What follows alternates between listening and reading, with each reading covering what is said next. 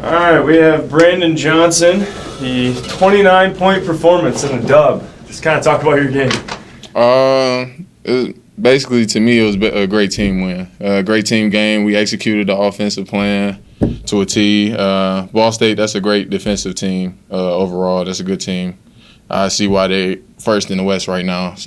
But I just feel like we executed to our best of our abilities, and if we continue to do that, then the ball will keep rolling for us. You just talk about your mindset there late in the game. I think at one point you scored 13 straight. Maybe just talk about what goes through your mind and just your mentality when in late game situations like that and you have the ball. Basically just do whatever I got to do.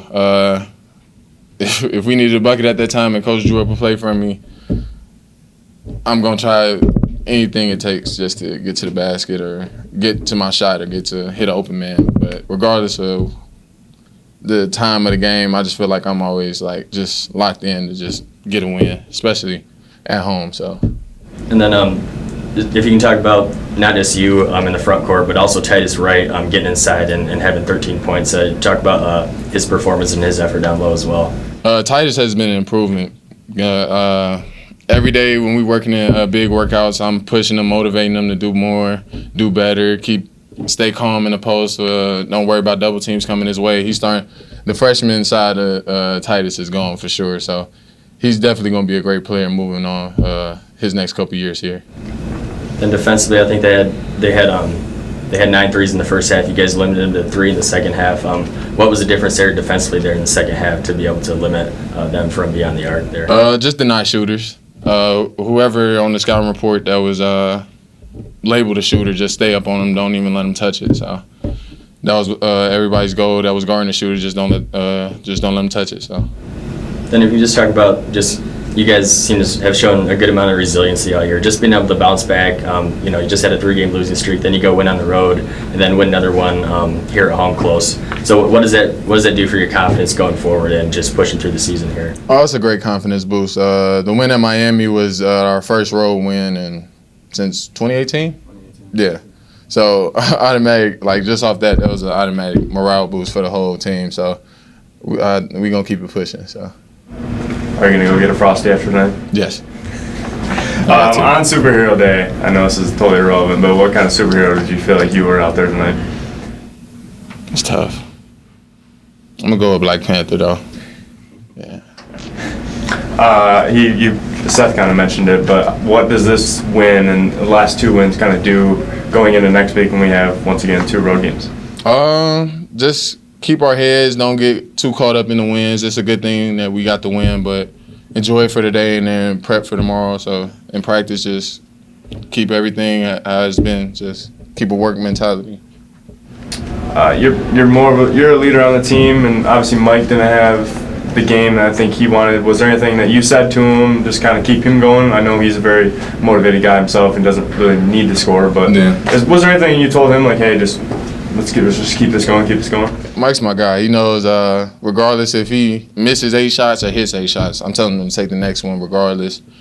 Me and him motivate each other at any point of the game, practices, anything you could think of. But, yeah, that's my guy. If he needs a helping hand, I'm here to help. So, and then vice versa. I was kind of just wondering if you remember the last time the game was such contrasting styles. It seemed like you guys were, all of your points or most of the points were in the paint, and they were hitting the 3. Have you ever been involved in a game quite like that, where it's 2 total opposites were happening there? Not for a long time. Probably since my freshman year when we played Central here. But other than that, nah. Okay, Coach. Just opening statement about tonight's win. Yeah, it was a heck of a ball game for us, and another MAC game. There's so many MAC games. It's not just ours, like what we had at Miami the other night, and then again here today. But it's not just that. It's, you look around the league and the scores around the league. So many of them they look like this, and It's good for our confidence to win games the way we've had to win the games the last couple of games. You got to seal them at the free throw line. You got to make some plays here and there. Obviously, Brandon Johnson was terrific offensively, and he kept us in there when we were making some mistakes defensively. But we showed some resilience again. Ball State came out, punched us in the mouth at the beginning of the second half, and we hung in there and weathered the storm. Came back, took a lead. And it was back and forth from there against a really good basketball team in Ball State. And what did you see from, obviously Brandon Johnson had a huge day with 29 points. What did you see from him late and just his mentality late in the game? He seemed like he was really willing to take over and do whatever it took to will you guys to the win there. Yeah, I think that the biggest thing for our team, it's not just Brandon, but for our team, is recognizing what's going on out there on the court. We didn't always do that early, and again, when you have a young basketball team, they don't always. It takes a lot of film and a lot of lessons and a lot of, do you see what we're talking about here? Oh yeah. And in the case of Brandon, the last two games, he's gotten one-on-one coverage in the post. There are some other teams that have chosen to double team him. There's, Titus has gotten one-on-one coverage in the post, and Titus had another really good game inside. So we felt good about our chances inside, and it bared out. In the end, we shot 62% for the game. And so that was what was working for us. And the guard play, in the first half, it was a little shaky. I thought, we had 8 turnovers. We still had 6 in the second half. They weren't as noticeable. I mean, we had a couple of bad ones. Debbie had a real bad one. Jason Whitens did. But for the most part, we were able to get the ball where we needed to get it. And then Brandon did a great job of recognizing that he had one-on-one coverage. The rest of the guys did. And then we had to start moving him around, because he was getting the ball in the same spot every time. So I started to move him around a little bit and isolate him in different spots, and that ended up working out pretty well for us. And then in the first half, they shot a low percentage, but they hit 9 threes. First of all, how frustrating was that, them taking that late lead and hitting the 9 threes? And then in the second half, what did you do to make some adjustments to that? Yeah, well, coming in to the game, they were shooting 30, I think it was 30% from 3 as a team, and there were some guys. Bumbalo can really shoot it. We knew that.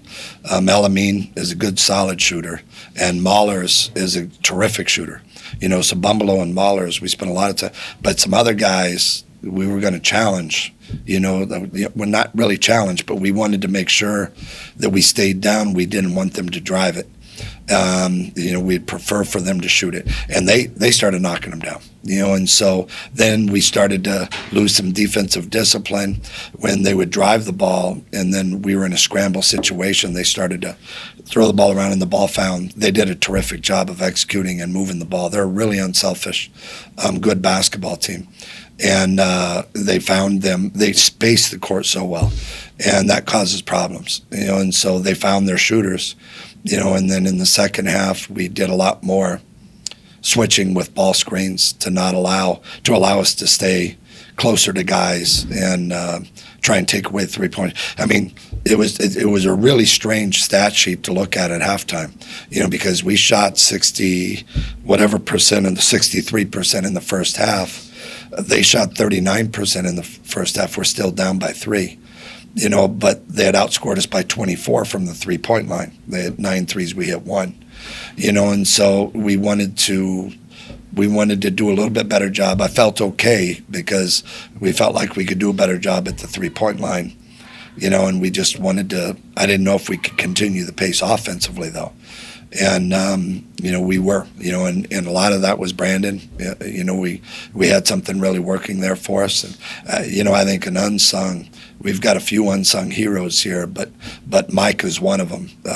Mike has been playing hurt, and Ralph has been playing hurt, and neither one of them practiced the last 2 days. And I had actually planned on coming in and talking to Ralph about taking the day off today and not playing to help him get healthy later on. But then Will Boye, Richard ran into a Titus Wright screen yesterday in practice, and that'll loosen up, some of your senses.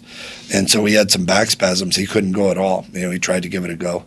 And so we were dealing, and they're all, at the point in the off guard spot. So Mike and Ralph both played really gutsy games on some injuries, and I thought Adrian did a great job, and I thought really it was a team win. I thought Jared Prenny came in, did a nice job as well, and then throwing the ball in. Everybody really played well in their role today, and then we locked down defensively. The big thing for us that we always look at, is keeping them to 41% from. That's not easy. These guys are good offensively, and then out rebounding them by 9.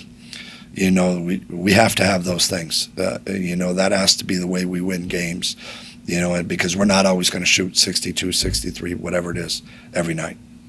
And kind of piggybacking off that, what do you think it says about your team?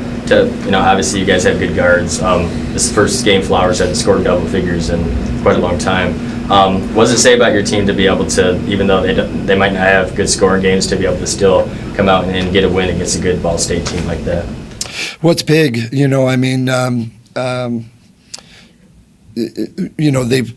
we've talked about it from the beginning. This whole season, it's a youthful group. It's a really young basketball team, and we've talked from the beginning about just remain on an upward trajectory. Just keep improving. It's very cliche, but it's cliche for a reason because there's a lot of truth to it.